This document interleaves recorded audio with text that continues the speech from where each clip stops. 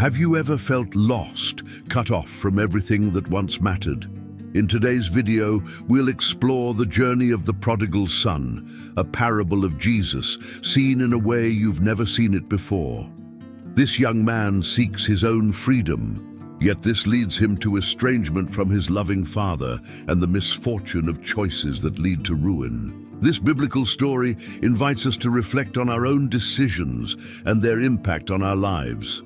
If you've ever faced moments of regret or searched for redemption, this content will bring valuable insights and a message of hope. Don't miss the opportunity to reconnect with what really matters. Subscribe to the channel, leave your like and share your thoughts in the comments. Your participation is essential for us to continue bringing you content that touches the heart. That said, let's get to today's story.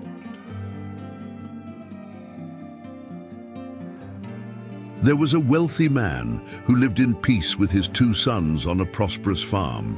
He was a loving and just father, guiding his household with wisdom. The older son was dedicated and faithful, a tireless worker who followed his father's teachings to the letter.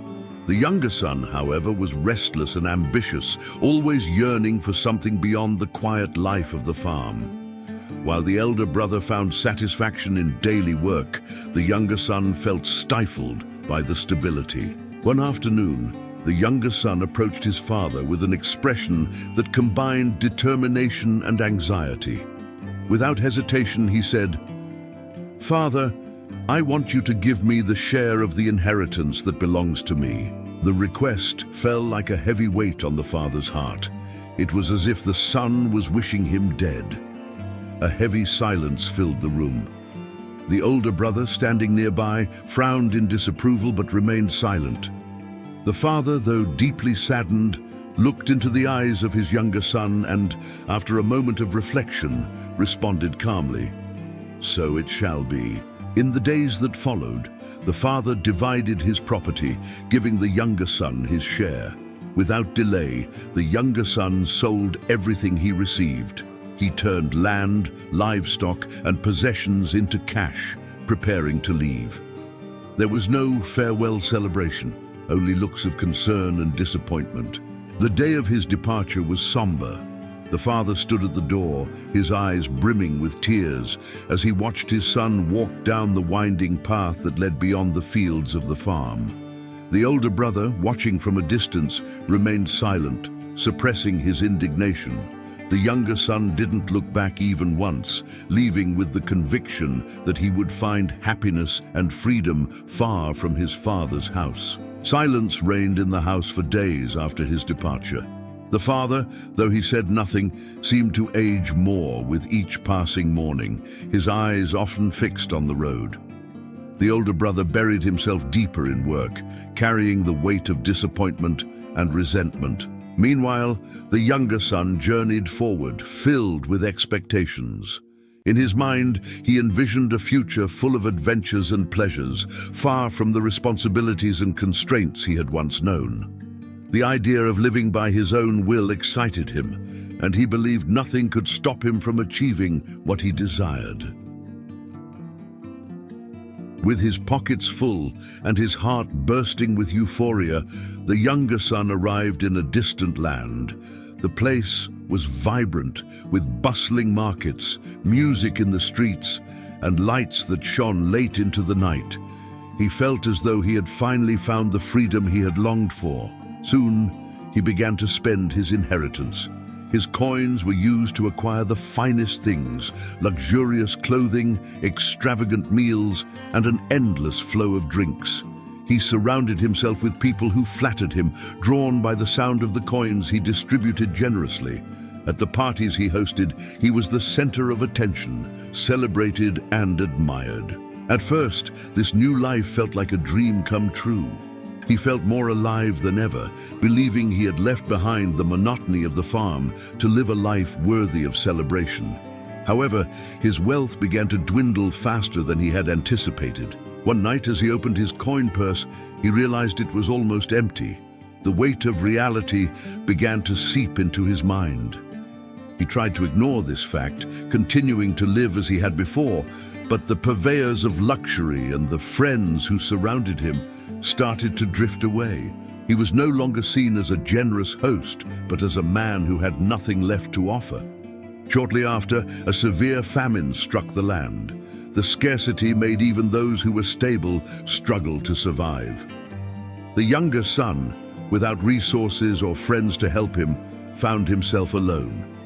He wandered the streets, searching for work or any form of sustenance, but hunger was relentless and his pride had vanished. Eventually, he found work with a local man who sent him into the fields to tend pigs. For a young Jewish man, this was one of the most degrading jobs possible, as pigs were considered unclean. Each day he faced the pungent smell of the animals and the filth of the pens, while his hunger grew more unbearable. The work paid poorly, and food was scarce. He often found himself staring at the pig's food with longing, imagining if he would ever eat something so simple yet plentiful. But no one gave him anything. His situation was dire. As he cared for the pigs, he began to reflect on his life. The flashes of parties, laughter, and luxury he had once enjoyed now caused him pain. He realized how much he had wasted, not only in material goods, but also in the trust of his father. His mind kept returning to the farm, the hearty meals, the work alongside his brother, and the kindness of the father he had scorned. His physical misery merged with his emotional despair, and he began to wonder if there was a way out of his situation. Hunger weakened him, but it was the weight of shame that crushed him. Sitting on the dirty ground of the pigsty, the younger son felt completely defeated. His hands, once accustomed to counting gold coins, were now calloused from handling crude tools and torn by hard labor.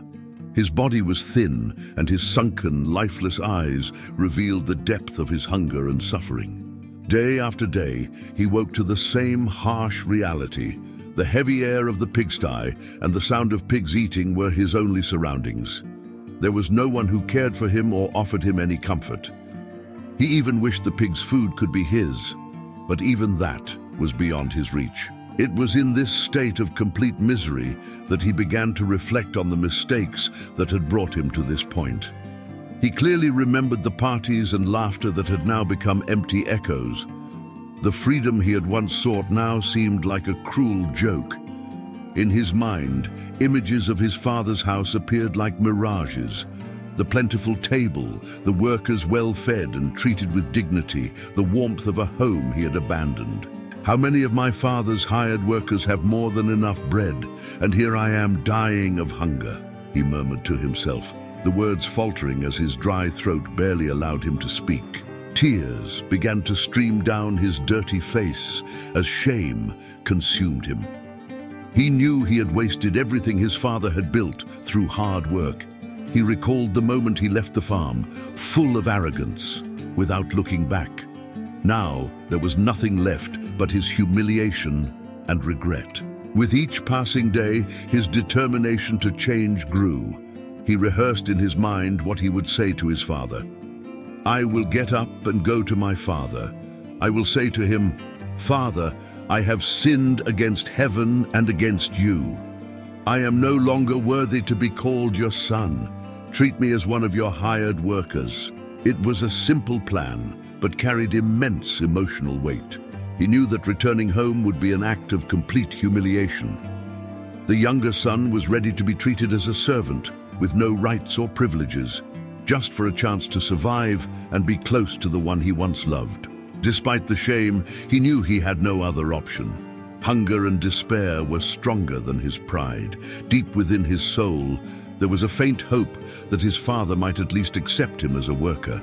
With a heavy heart, he stood up. It was the same weakened body that had tended pigs, but now it was driven by a spark of determination. He left the pigsty and began his journey home, each step marked by thoughts of doubt and fear. As the road stretched ahead, he imagined how he would be received. Would his father reject him? Would he send him away, unable to forgive such an offense? The thought terrified him, but he kept going, driven by necessity and a faint hope for redemption. The journey back home felt much longer than the road he had taken when he left. Each step was accompanied by an internal battle. Shame and fear tried to stop him, but something deeper, perhaps the desire for redemption or the strength of his remorse, kept him moving forward. With worn-out sandals and sore feet, he slowly advanced along dusty roads and barren fields, which seemed to reflect his own emotional state. He was exhausted, but hunger and loneliness were constant companions, driving him to continue. As he walked, his mind swirled with thoughts. How will my father receive me? He wondered. Will he even listen to me? What if he sends me away? Will my brother look at me with disdain? Maybe all the servants will laugh at my misfortune. With every step, he rehearsed his words, repeating them softly to himself. Father, I have sinned against heaven and against you. I am no longer worthy to be called your son. Treat me as one of your hired workers.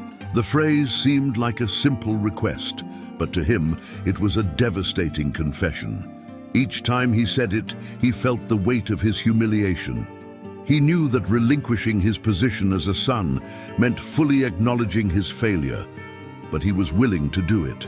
As the landscape began to change, he realized he was approaching his father's land. The familiar hills started to appear on the horizon, and he could see in the distance the outlines of the house where he had grown up. A mix of hope and fear overwhelmed his heart. He slowed his pace, as if trying to delay the moment he would face his past. Suddenly, something interrupted his thoughts. He saw a figure in the distance walking toward him. It was hard to tell who it was, but the silhouette moved with urgency. The younger son stopped, confused. It didn't look like a servant or a traveler. As the figure came closer, his heart began to race. He recognized the walk, the posture. It was his father. Before he could react, his father ran toward him. He never expected this, the man he had dishonored running as if his life depended on it. When they finally met, the father embraced him tightly, saying nothing for a moment. The son tried to speak, but his voice faltered.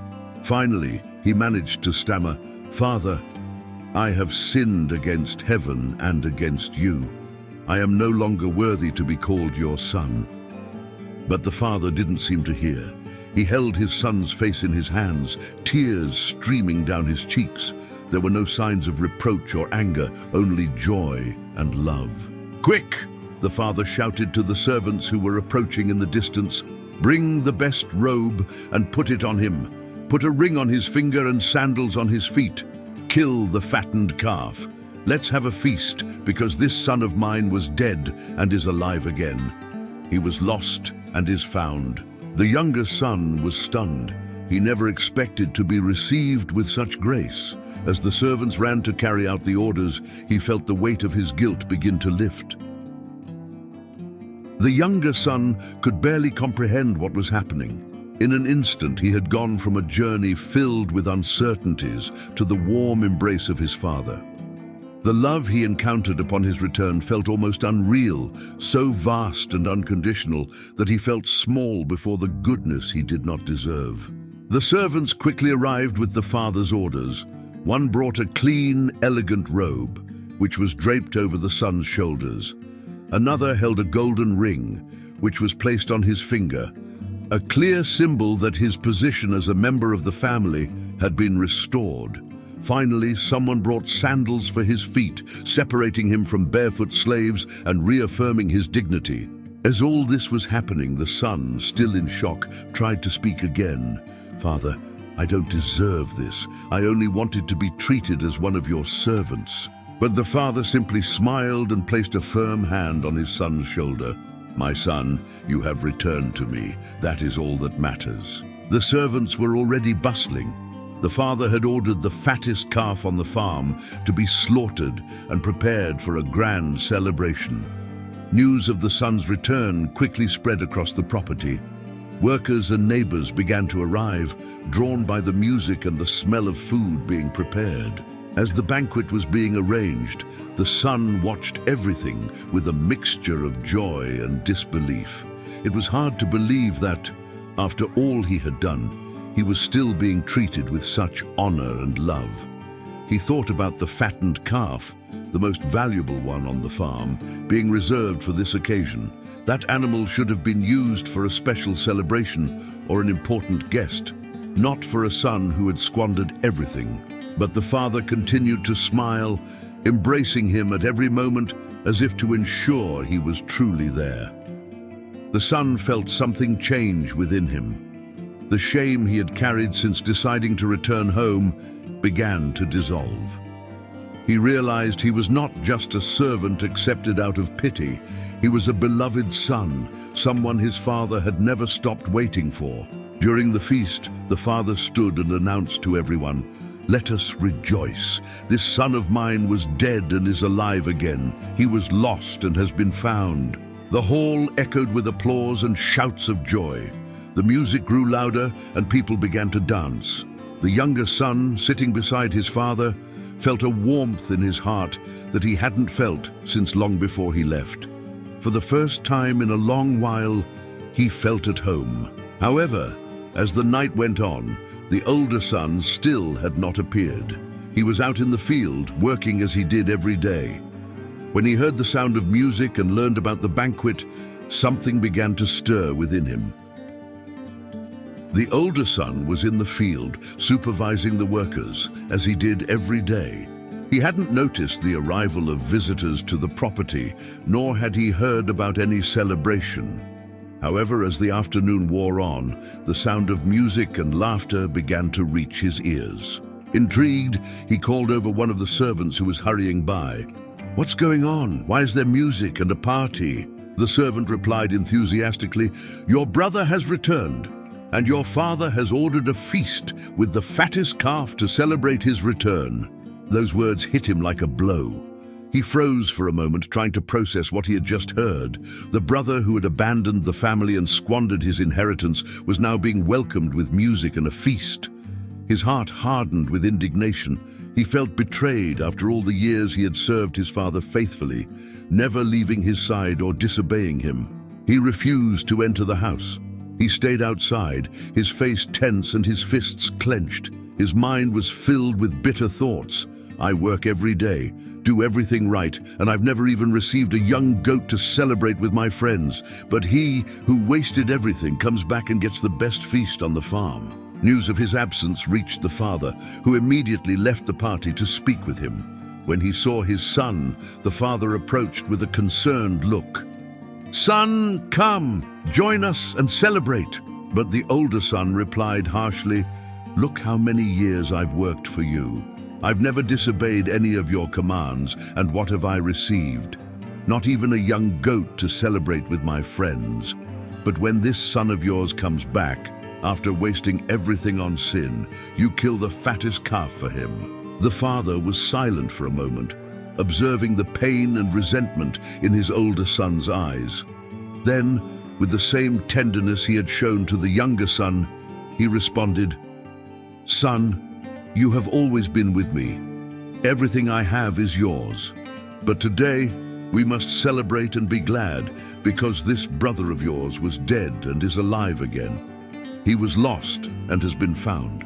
The older son remained silent, his heart torn between loyalty to his father and resentment toward his brother. The story of the prodigal son is a profound portrait of the Father's love for us, his children. The Father in this narrative represents God himself, who created us with love and gave us the freedom to choose our own paths. Just like the prodigal son, we as human beings often stray away from God, seeking pleasures and wealth in a world that cannot fully satisfy us. Even when we are lost, broken, and immersed in the shame of our choices, God waits for us with open arms. He does not look at our mistakes with condemnation, but with compassion. Just as the Father ran to meet his repentant Son, God also runs to meet us when we take the first step toward him, ready to restore us and make us part of his family again. This story challenges us to reflect on our own lives. Are we living far from God, trying to find happiness where it cannot be found? Or is it time to return to the Father's embrace? Today, I invite you to reflect on this. God is waiting for you, ready to welcome you, not as an unworthy servant, but as a beloved son or daughter. No matter how far you have gone or how many mistakes you have made, the love of God is greater than any error.